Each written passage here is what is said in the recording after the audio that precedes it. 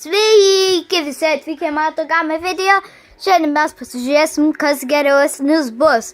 Ar Doritos su sūrium skonio, o kitas jį bus original. Tai pabandysim, kuris bus skanesnis. Nu, va čia va yra sūrių, o va čia yra original. Tai va, jie biški skiriasi. Šitas biški turi tokios sūrios spalvos, mato. Tuoj priartinsiu, geriau matysit. Sūrio, o čia original, matot, biški skiriasi. Tai va. Nu, tai va, dabar mes ragausim pirmą tokį. Doritos cheese. Man šitas patinka, tikrai. Sūrio žiauriai skanus skonis, žodžiu.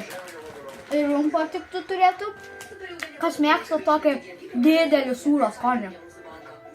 Gerai. Nu, man reikės suvalgyti. Valgom. Bandysim original. Original. Cool original. Tipo cool. Nu, bana.